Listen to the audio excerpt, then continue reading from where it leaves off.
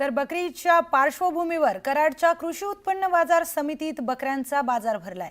सातारा, सांगली, कोल्हापूर, रत्नागिरी आणि सिंधुदुर्ग जिल्ह्यातून व्यापाऱ्यांनी आणि शेतकऱ्यांनी मोठी गर्दी केली आहे। काही तासांमध्येच या ठिकाणी 3 कोटींची उलाढाल झाली। दरम्यान डोक्यावर चंद्र असलेल्या एका बोकडाने सर्वांचं लक्ष वेधलं। शेतकऱ्याने या बोकडाची किंमत 5 लाख रुपये लावली आहे। याचाच आढावा घेतलाय आमचे प्रतिनिधी विशाल पाटील यांनी। बकरी ईद सणाच्या पार्श्वभूमीवर कराडच्या बाजार समितीमध्ये सध्या आपण आहोत आणि पाहू शकतो की या ठिकाणी बकऱ्यांचा बाजार भरलेला आहे। खरं तर दर गुरुवारी पश्चिम महाराष्ट्रातील सर्वात मोठा बैल बाजार असेल, बकऱ्यांचा बाजार असेल, तो कराडच्या या शेती उत्पन्न बाजार समितीत भरत असतो। आणि या ठिकाणी आपण सध्या पाहू शकतो की मोठ्या प्रमाणावरती बकऱ्यांची खरेदी विक्री चालू आहे।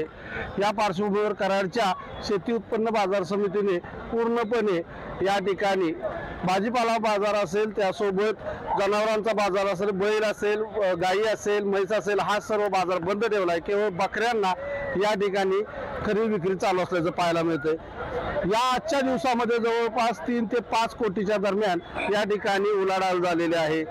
अतिशय चोख नियोजन कराड बाजार समितीकडून करण्यात आलं असून पश्चिम महाराष्ट्रातील सातारा, सांगली, कोल्हापूर, कोकणातून या ठिकाणी व्यापारी वर्ग आला आहे।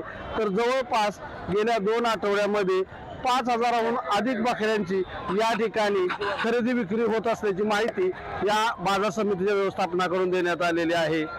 न्यूज 18 डॉक्युमेंटसाठी विशाल पाटील, कराड, सातारा।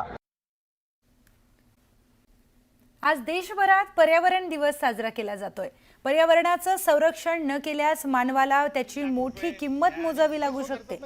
संभाजीनगरमध्ये पर्यावरणाच्या क्षेत्रात काम करणारे मिलिंद गिरीधर आणि प्रशांत गिरी यांनी पर्यावरण संवर्धन का गरजेचं आहे याचं महत्त्व समजावून सांगितलंय। त्यांच्याशी संवाद साधलाय आमचे प्रतिनिधी सिद्धार्थ गोदाम यांनी। आज पर्यावरण दिवसानिमित्त आपण खूप काही बोलतो, मात्र पर्यावरणाचा दिवस हटला की आपण सगळं विसरून जातो। हे सत्य आहे, हे माझ्या बाबतीत आहे आणि तुमच्या बाबतीत आहे।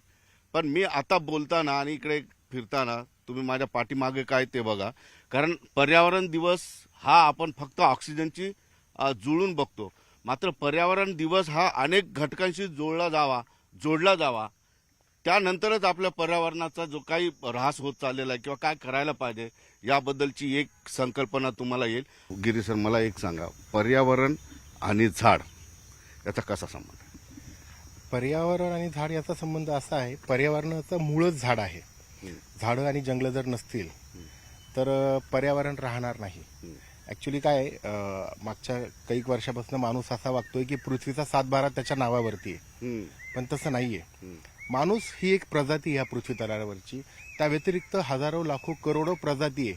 त्यांचं फूड आणि शेल्टर जर काही आहे, ती झाडं आहे, जंगल आहे, त्यांना वजा करून आपण जिवंत राहू शकत नाही। आणि तच मी बोलताना हे केलं की पर्यावरण म्हटलं की आपण फक्त ऑक्सिजनची मात्रा किती एवढंच बघतो, ते हे चुकीचं आहे? चुकीचं नाहीये, पण ते अर्धवट आहे। पर्यावरण मध्ये झाडं, आपण ज्यावेळेस झाडांबद्दल बोलतो, झाडांना फक्त ऑक्सिजन पुरतं सीमित करणं अत्यंत चुकीचं आहे।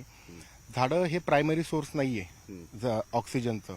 झाडांचा रोल त्याच्यापेक्षा कितीतरी महत्वाचा आहे। मी जसं बोललो आता की झाडं फूड आणि शेल्टर आहे हजारो लाखो करोडो विविध प्रजातींचं, आणि त्याच्यापैकी मानव ही एक प्रजाती आहे। तर त्याच्यामुळे झाडांचं महत्त्व तर आहेच। जे काही खाजगी जंगल आहेत ते CSR म्हणू किंवा शासकीय यंत्रणेकडून जर आपण अधिग्रहित करू शकलो आणि ते वाचवू शकलो तर मला वाटत नाही की नवीन पुन्हा तुम्हाला वन विभागाकडून वृक्षारोपण करण्याची गरज भासणार नाही। एक नागरिक म्हणून आपण सुद्धा यामध्ये एक पाऊल पुढे टाकलं पाहिजे। झाड नाही लावू शकत, काही हरकत नाही, मात्र पर्यावरणाला नुकसान होईल या कृती तरी आपण टाळून पर्यावरणाच्या वाढीला चांगला एक मदत आपण करू शकतो। सुधीर जाधवसह सिद्धार्थ गोदाम, न्यूज 18 लोकमत, छत्रपती संभाजीनगर।